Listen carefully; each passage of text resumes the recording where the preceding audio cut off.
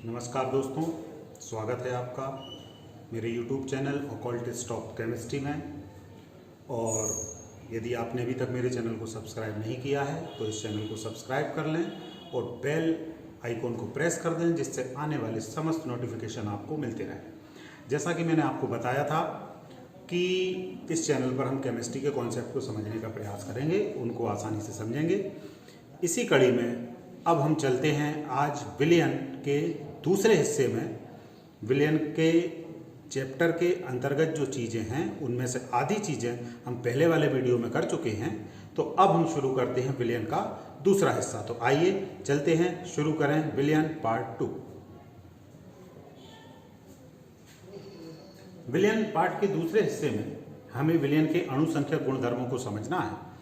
अणुसंख्यक गुणधर्म मतलब वो गुणधर्म जो विलयन में उपस्थित अणुओं की संख्या के द्वारा निर्धारित हो रहे हैं। अणुओं की संख्या से तात्पर्य विलयन को बनाने वाले हिस्से। अणु किसके हो सकते हैं? दो चीज़ों के अणु होंगे विलयन के अंदर, एक विलेय के अणु होंगे, दूसरे विलायक के अणु होंगे। तो हमें इस पार्ट में, इस टॉपिक में जिन चीज़ों पर बात करनी है वो यहाँ पर डिस्प्ले हो रहे हैं। तो विलयन के अणुसंख्यक गुणधर्मों में हम यहाँ पर वाष्पदाब का अवनमन, राउल्ट का नियम, क्वथनांक का उन्नयन, हिमांक का अवनमन, परासन दाब और हेनरी के नियम को जानने का प्रयास करेंगे। तो सबसे पहले हम शुरुआत करते हैं वाष्पदाब से। लेकिन वाष्पदाब को समझने से पहले हमें एक चीज और समझनी होगी या जाननी होगी, वो है क्वथनांक।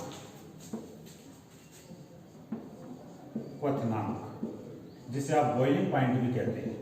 तो यदि मैं आपसे पूछूं कि क्वथनांक की परिभाषा बताइए, तो आप सिंपल शब्दों में कहेंगे कि वह ताप जिस पर कोई द्रव उबलने लगता है उस ताप को उसका क्वथनांक कहते हैं। ठीक है, वेरी गुड, परिभाषा अपनी जगह सही है। लेकिन अब यदि मैं आपसे पूछूं कि वह द्रव उबलने क्यों लगा, आपने कहा कि वह ताप जिस पर कोई द्रव उबलने लगता है, क्यों उबलने लगा, उस उबलने का कारण।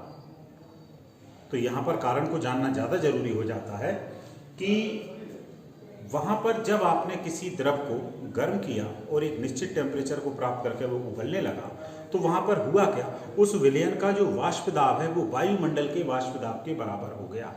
वायुमंडल का वाष्पदाब, मान लीजिए ये द्रव है, इसके ऊपर वायुमंडलीय दाब होता है। वायुमंडलीय दाब, ये क्या होता है? वायुमंडल का दबाव। पूरा जो पृथ्वी, आपको पता है जब हम पृथ्वी की संरचना पढ़ते हैं तो देखते हैं पृथ्वी चारों तरफ एक हवा के आवरण से घिरी हुई है। वो जो पूरी हवा है उसका जो दबाव इस पृथ्वी की सतह पर है वो हर चीज के ऊपर होगा, जो भी चीजें हैं XYZ सबके ऊपर वो दबाव होगा। वो दबाव कहलाता है वायुमंडलीय दाब। कितना होता है? एक मोटे मोटे अनुमान में बताया कि यदि उस पूरे वजन को, उस वायुमंडल के वेट को यदि हम डिस्ट्रीब्यूट करें जीवधारियों के ऊपर, तो लगभग 1260 किलोग्राम प्रति व्यक्ति के सर पर वो वेट आएगा। तो आप कल्पना कर सकते हैं कि कितना वजन होता होगा। लेकिन चूंकि अब आप कहेंगे अरे 1260 किलो वजन हमारे सर पे, हमें तो महसूस ही नहीं होता। बिल्कुल, क्यों नहीं होगा महसूस? आपको महसूस होने का प्रश्न ही नहीं उठता। इसलिए नहीं उठता क्योंकि आपने जब जन्म लिया है उसी समय से वो आपके शरीर के साथ शामिल है और आपके शरीर की समस्त प्रक्रियाएं उसी के द्वारा एडजस्ट की हुई हैं, इसलिए आपको वो चीज़ महसूस नहीं होती। तो वो वायुमंडलीय दाब हर द्रव की सतह के ऊपर होता है। जब आप गर्म करते हैं तो गर्म करके ऊर्जा को प्राप्त करके द्रव का जो वाष्पदाब है वो बढ़ने लगता है और एक ऐसा समय आएगा जब वो वाष्पदाब वायुमंडलीय दाब के बराबर हो जाएगा। और जैसे ही वो बराबर होता है उसके बाद आपका द्रव उबलना शुरू कर देगा। तो इसी को कहते हैं हम वायुमंडलीय दाब। और क्वथनांक, तो क्वथनांक की परिभाषा हो गई वह ताप जिस पर कोई द्रव उबलने लगता है, जिस पर कोई द्रव उबलने लगता है अर्थात उसका वाष्पदाब वायुमंडल के वाष्पदाब के बराबर हो जाता है, उस ताप को कहते हैं क्वथनांक। अब यहां पर वाष्पदाब की परिभाषा को देख लें। वाष्पदाब क्या है? निश्चित ताप पर द्रव के पृष्ठों के ऊपर, निश्चित ताप पर द्रव, मान लीजिए कि ये यहाँ एक पात्र में द्रव रखा है, तो इसकी जो ऊपर जो सतह होगी ये इसका पृष्ठ कहलाएगा। तो निश्चित ताप पर द्रव के पृष्ठों के ऊपर द्रव के साथ साम्यावस्था में उपस्थित वाष्प के द्वारा लगाया गया था। इसकी सतह पर साम्यावस्था में जो वाष्प है वो जितना प्रेशर लगा रही है इस पृष्ठ के ऊपर, वो दाब कहलाएगा वाष्प दाब। यहाँ पर एक शब्द आ गया साम्यावस्था। तो साम्यावस्था क्या होती है उसे भी थोड़ा सा हल्के फुल्के में जान लेते हैं, फिर आगे किसी चैप्टर में विस्तार से हम साम्यावस्था के बारे में पढ़ेंगे। साम्यावस्था मतलब जहाँ पर दो चीज़ें हो रही हों, दो क्रियाएं हो रही हों और दोनों की दर लगभग बराबर हो। तो जब दोनों की दर लगभग बराबर होगी तो क्या होगा, वहाँ पर हमको वास्तव में अभिक्रिया रुकी हुई दिखाई देगी, चलती हुई प्रतीत नहीं होगी। क्यों? क्योंकि दोनों एक सी गति से हो रही हैं। तो ऐसी अवस्था कहलाती साम्यावस्था, और इसका डिटेल हम साम्यावस्था वाले पोर्शन में करेंगे। तो निश्चित ताप पर द्रव के प्रश्नों के ऊपर द्रव के साथ साम्यावस्था में उपस्थित वाष्प द्वारा लगाया गया दाब वाष्प दाब कहलाता है। अब अगली चीज, विलयन के जो अणुसंख्या गुणधर्मों को हमको इस पाठ में पढ़ना है, वो 4 अणुसंख्या गुणधर्म है। उसमें से एक है वाष्प दाब का अवनमन, दूसरा क्वथनांक का उन्नयन, तीसरा हिमांक का अवनमन और चौथा है परासन दाब। इन चारों को हमको पढ़ना है। तो सबसे पहले अब हम शुरुआत करते हैं वाष्प दाब अवनमन की। तो वाष्प दाब अवनमन क्या होता है उसको देखते हैं।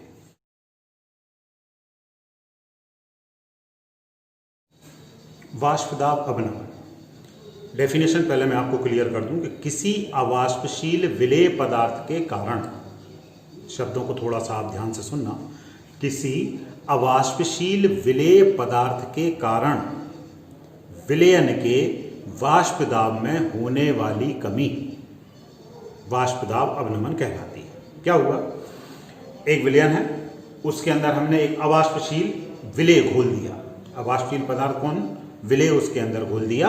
तो जैसे ही आप उसके अंदर उस पदार्थ को घोल देंगे तो उसके जो वाष्प दाब था, जो पहले जो वैल्यू थी उससे कैसा हो जाएगा, नीचे आ जाएगा, घट जाएगा। इस प्रक्रिया को कहते हैं वाष्प दाब अवनमन।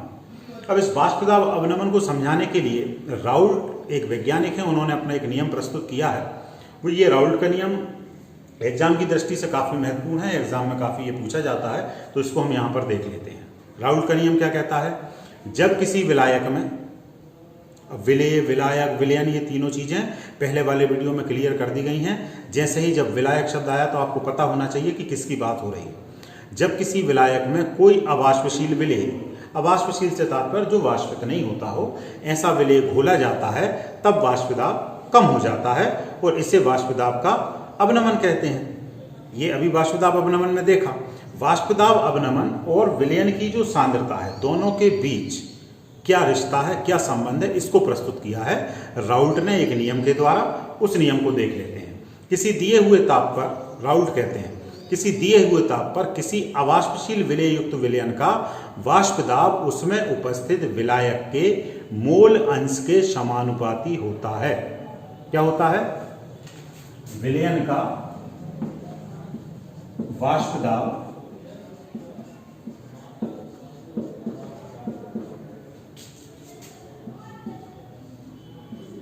विलयन का वाष्प दाब, इसको मैंने पीएस लिख दिया, पी प्रेशर के लिए और एस मतलब सॉल्यूशन।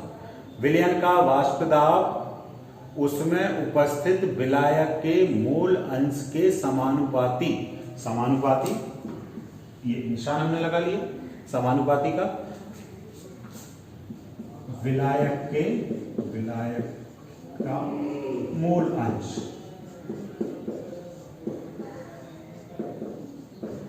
किसके समानुपाती होता है? किसी विलयन का वाष्प दाब उसमें उपस्थित विलयन में विलायक के मोल अंश के। तो विलायक के मोल अंश को मान लीजिए मैंने यहाँ x1 से प्रदर्शित कर दिया, मोल अंश के समानुपाती होता है। ये राउल्ट का नियम है। इसको थोड़ा सा आगे हम इसको विस्तृत करते हैं। तो अब चूंकि ये समानुपाती का निशान है, इसको बराबर में कन्वर्ट करना आपको पता ही है। ये PS विलयन का वाष्प दाब हो गया, बराबर कर लिया मैंने। तो बराबर में करते हैं तो क्या होता है, जब भी कहीं अनुक्रमानुपाती वाले चिन्ह लगे हैं उनको हम बराबर में लेके आते हैं तो हमें एक स्थिरांक का गुणा वहां पर करना होता है। तो यहाँ पर मान लीजिए कि मैंने एक स्थिरांक का गुणा कर दिया P0 × x। ये हो गया राउल्ट का नियम। अब इसे हम मान लेते हैं समीकरण नंबर 1। अभी राउल्ट के नियम का व्यंजक भी आपके सामने आ जाएगा। इसको क्या मान लिया हमने? समीकरण नंबर 1। यदि एक विलयन में विलेय के, अभी हमने मूल प्रभाष पढ़ा है, वहां से कई चीजें मैच करेंगे। यदि एक विलयन में विलेय के N1 व विलायक के N2 मोल हों, तब मान लेते हैं हम विलेय के कितने मोल हैं? विलेय के N1 मोल होगा एक विलयन के अंदर। दो चीजें होगी, एक विलेय होगा, दूसरा विलायक होगा। तो विलयन में विलेय के कितने होगा? N1 होगा और विलायक के कितने होगा? विलायक के N2 मोल हो गए। तब क्या होगा, विलायक का मोल अंश, विलायक का मोल अंश जिसे हम x1 से प्रदर्शित कर रहे हैं, ये काय के बराबर हो जाएगा। मोल अंश मतलब मोल प्रभाज, अभी हम पढ़ के आए तब मोल प्रभाज की परिभाषा हमने पढ़ी थी। दो प्रकार से निकालते थे, एक विलेय का अलग, विलायक का अलग। जिसका निकालना होता था उसके मूलों की संख्या बटे संपूर्ण विलेय के मूलों की संख्या। तो यदि हम यहाँ पर विलायक का मूल प्रभाज निकाल रहे हैं तो हम जिसे x1 से प्रदर्शित कर रहे हैं तो क्या हो जाएगा, विलायक के मूलों की संख्या बटे संपूर्ण विलेय के मूलों की संख्या। तो विलायक के कितने मूल है हमने ये मान लिया है, विलेय के N1 और विलायक के N2। तो विलायक के कितने मूल हो गए हमारे पास, N2, और संपूर्ण विलेय के कितने हो जाएंगे, दोनों को जोड़ देंगे हम, N1 प्लस N2। तो ये हमारे पास आ गया काय के मूल अंश विलायक का। अब हमारे पास चूंकि x1 का मान यहां से आ गया, इस x1 के मान को हम प्रतिस्थापित कर दें कहां पर, जो हमें समीकरण नंबर 1 मिला हुआ है उसके अंदर। समीकरण नंबर ये था PS, इसको पक्षांतर करके पहले ही बाहर ले आ रहा हूं मैं, P0 बराबर x1 कितना है, ये मान अभी हमें मिला है N2, N1 प्लस N2। कुछ नहीं कर रहा है, हम केवल कुछ मान मानते जा रहे हैं, उनको उसमें प्रतिस्थापित कर रहे हैं। अब अगले स्टेप में चलते हैं, प्रत्येक पक्ष में से एक घटाने पर, या ऐसा कह लें प्रत्येक पक्ष में से एक को ना घटाएं, एक में से प्रत्येक पक्ष को घटाने पर। प्रत्येक पक्ष को एक से घटाने पर। प्रत्येक पक्ष कौन से, एक पक्षी है एक पक्षी है, इन दोनों को एक में से घटाते हैं तो 1 माइनस PS बटे P0 बराबर, एक में से घटा दिया इस पक्ष को। अब दूसरा वाला हिस्सा जो है उसे एक में से घटा दें तो 1 माइनस N2 बटे N1 प्लस N2, इसको घटा दिया। अब स्थिति क्या होगी, यहां से घटाना तो आपको पता ही होगा, कैसे कैसे हो जाएगा, ये P0 माइनस PS बटे P0 बराबर, उस तरफ को सोल्व करेंगे तो आप क्या हो जाएंगे, N2 में से जाएगा तो ये N1 बटे N1 प्लस N2। ठीक है, यहां पर अब जो चीजें हैं उनको समझ लें। ये मान काय का है, ये P0 माइनस PS ये वाला हिस्सा है, इस पूरी वैल्यू को कहेंगे हम वाष्प दाब का अवनमन। क्या कहेंगे इसे, वाष्प दाब का अवनमन। और ये जो टोटल चीज हो गई ये वाली, ये कहलाएगी वाष्प दाब का आपेक्षिक अवनमन। और N1 बटे N1 प्लस N2 क्या हो जाएंगे, विलेय के मूलों की संख्या या विलेय का मूल प्रभाज। ठीक है, ये विलायक का था, अब ये N1 किसका हो जाएगा, विलेय का।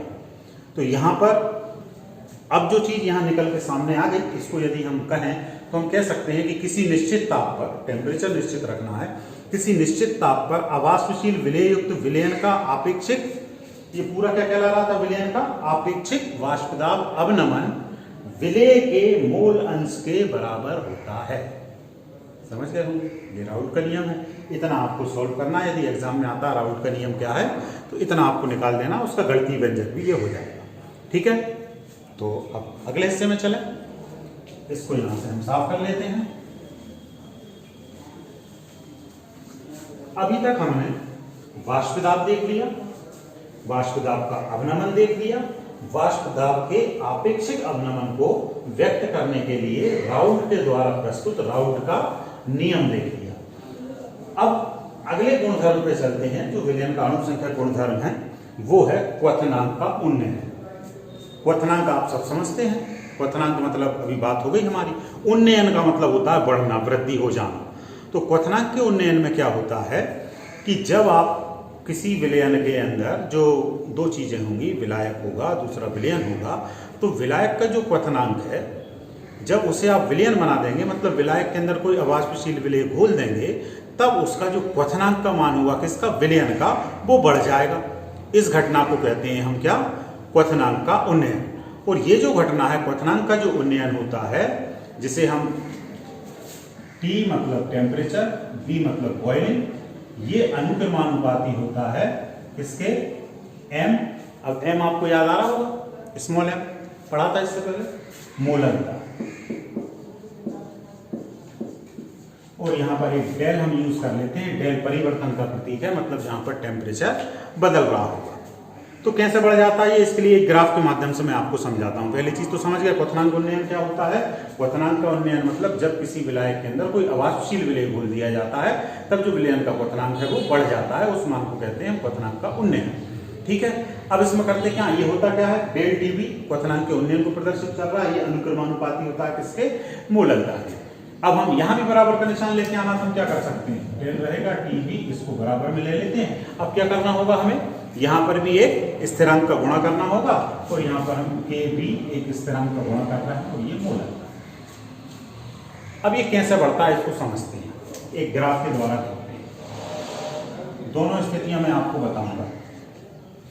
यहाँ पर एक जो विलायक है कमरे के ताप पर, उसका वाष्प दाब, कमरे का ताप मतलब एक कोई टेम्परेचर है जिसे हमने T1 से यहाँ प्रदर्शित कर दिया है, उसका वाष्प दाब मतलब P1 होता है कहाँ पर, कमरे के ताप पर, सामान्य परिस्थिति में किसका, विलायक का। ठीक है, ये उबलेगा कब, जब ये जो दाब है वो इस एक वायुमंडलीय दाब के ऊपर पहुंचेगा। ठीक है, अब जब आपने विलयन को गर्म किया तो टेम्परेचर बदलेगा, तो अगला टेम्परेचर हम यहाँ पर T2 कह देते हैं, T टेम्परेचर के लिए है। तो जब आपने T2 को गर्म किया तो इस विलायक का जो वाष्प दाब है वो बढ़ेगा और किसके बराबर हो जाएगा, एक वायुमंडलीय दाब के, और ये उबल जाएगा, ये दूसरे टेम्परेचर पे उबल गया। अब एक अगली स्थिति पर विचार करते हैं, जब हमने इस विलायक के अंदर कोई अवाष्पशील विलेय घोल दिया उस स्थिति में। तो शुरुआत वाली स्थिति में इसका जो दाब है वो पहले वाले ताप पर कितना होगा, P2। आप गर्म करना शुरू करेंगे, जब आपने इसको गर्म करना शुरू किया, T1 पर इसका वाष्प दाब हो गया P2, आपने गर्म किया तो T2 टेम्परेचर पर इसका वाष्प दाब कितना होगा, P1 होगा, मतलब विलायक के वाष्प दाब के बराबर होगा। पहली स्टेप, विलायक की स्थिति दूसरी थी, उसका T1 पे कितना था, P1 था, और जैसे T2 कर रहे थे वायुमंडल के वाष्प दाब के बराबर हो रहा था। लेकिन यहाँ पर क्या होगा, जो विलयन वाली स्थिति है इसमें पहली अवस्था में मतलब T1 टेम्परेचर पर इसका वाष्प दाब P2 होगा, और P2 पे जब आपने गर्म करना शुरू किया तो अगली स्टेप पर जाकर ये किसके बराबर हो जाएगा, P1 के बराबर होगा, और एक फिर नया टेम्परेचर जैसे आप T3 कहोगे, उस टेम्परेचर पे जाके ये वाष्प दाब वायुमंडलीय वाष्प दाब के बराबर होगा। अब ये उबलेगा, अब ये उबलेगा, मतलब जो क्वथनांक था इसका जितना था, ये दो टेम्परेचर में T2 पे उबल रहा था, ये T3 पे उबल रहा।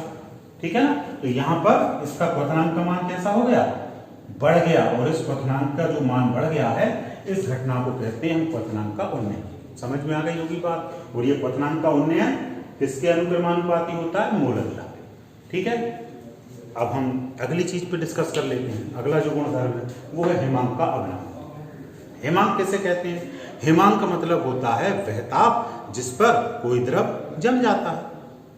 तो क्वथनांक का उन्नयन होता है इस अवस्था में, और हिमांक का अवनमन मतलब हिमांक कैसा हो जाएगा, कम हो जाएगा। जैसे हम एक उदाहरण से समझ लें कि मान लीजिए आपने पानी को जमने के लिए रखा, पानी शुद्ध जल है, उसको आपने जमने के लिए रखा, वो जिस टेम्परेचर पर जम रहा है, यदि उसकी अपेक्षा आप पानी में कुछ डाल दें, क्या डालेंगे, कोई विलेय पदार्थ जैसे शक्कर डाल दें, उसको जब आप जमाएंगे तो आप देखेंगे कि वो जल्दी जम जाएगी, मतलब हिमांक कैसा हो गया, कम हो गया। ठीक उसी प्रकार जैसे आइसक्रीम जल्दी जम जाती है दूध की अपेक्षा, तो हिमांक में क्या हो जाती है, कमी हो जाती है। उस घटना को कहते हैं हिमांक का अवनमन। ये कुछ चीज़ें मैं शॉर्ट में आपसे डिस्कस कर रहा हूँ क्योंकि काफ़ी लंबा वीडियो हो जाएगा, लेकिन यदि कहीं पर आपको दिक्कत आ रही है किसी चीज़ को समझने में, तो आप क्या करना, कमेंट में मुझे कमेंट टाइप कर देना, मैं आपको पर्सनली उसका आंसर वहाँ पर दे दूंगा, और यदि आवश्यकता लगेगी तो एक नया वीडियो हम और डिस्कस या विस्तृत रूप में बना सकते हैं। अगली चीज आती है परासरण का। परासरण की क्रिया आप सब जानते हैं क्या होती है, आपने पढ़ी होगी।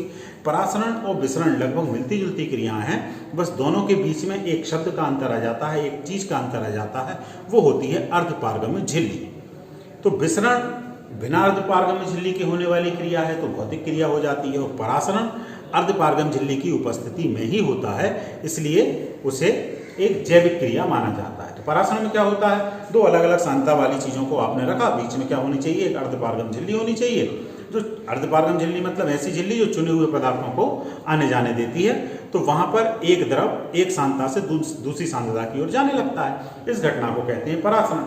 तो परासरण दाब क्या होगा, जब भी कोई परासरण की क्रिया हो रही है, परासरण आपने देखा होगा, जैसे आप किशमिश को पानी के अंदर डालें तो वो फूल जाएगी, क्या हो गया, परासरण हो गया। तो वहां पर किशमिश की जो अर्धपारगम झिल्ली है, जो उसकी कोशिकाएं हैं वो अर्धपारगम झिल्ली की तरह कार्य कर रही हैं, उसमें से होकर पानी उसके अंदर आ गया। तो जब अर्धपारगम झिल्ली उपस्थित होगी और परासरण जब हो रहा होगा, उस समय दो चीजें हो जाएंगी, एक जगह से दूसरी जगह सांद्रता का प्रवाह हो रहा होगा। और इसमें क्या होगा कि जब उस झिल्ली के आर पार कोई चीज जा रही है तो उस झिल्ली के ऊपर कुछ ना कुछ दबाव तो डलेगा, कुछ ना कुछ प्रेशर तो लगाया जाएगा। तो वो जो प्रेशर लग रहा है, वो जो दाब लग रहा है अर्धपारगम झिल्ली पर, वही कहलाता है परासरण दाब। अब परासरण दाब की डेफिनेशन कैसे हम कह सकते हैं, आप बुक में पढ़ेंगे तो आपको लिखी हुई मिलेगी कि किसी विलयन को विलायक से अर्धपारगम झिल्ली द्वारा अलग रखने पर परासरण रोकने के लिए न्यूनतम बाहरी दाब परासरण दाब कहलाता है।